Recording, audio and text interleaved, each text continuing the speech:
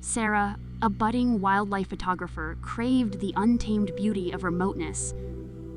So, when whispers of an abandoned radio tower deep in the Redwood National Park reached her ears, she packed her gear and set off, her trusty Land Rover rumbling towards the unknown.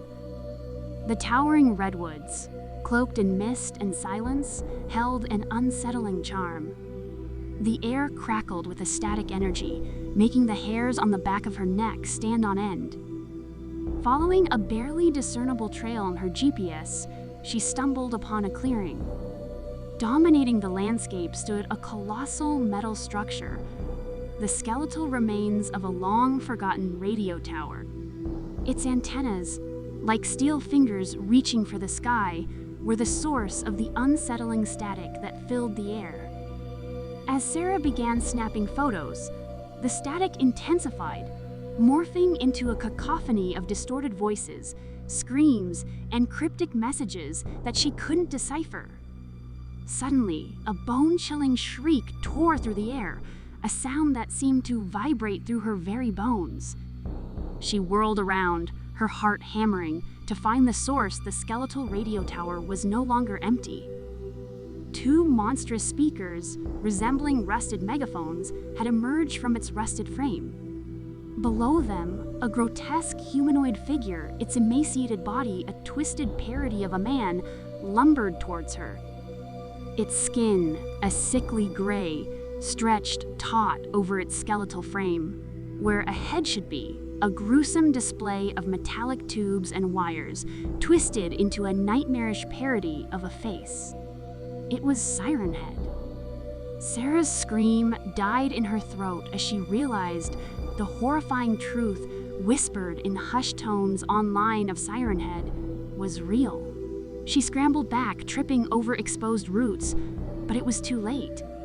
Siren Head raised its metallic head, and from its speakers, a voice boomed, a collage of distorted human voices, weaving a nightmarish symphony of terror. Lost, alone, helpless. Echoed in the air, each word a needle piercing her sanity. Panic fueled her. She stumbled back towards her Land Rover, fumbling with the keys. Tears streamed down her face as she slammed the car door shut, the engine roaring to life. But Siren Head was faster. With a deafening screech, it lunged forward, its skeletal arm reaching for the car. Sarah slammed her foot on the accelerator, tires screeching as she careened onto the dirt track, the monstrous figure in hot pursuit.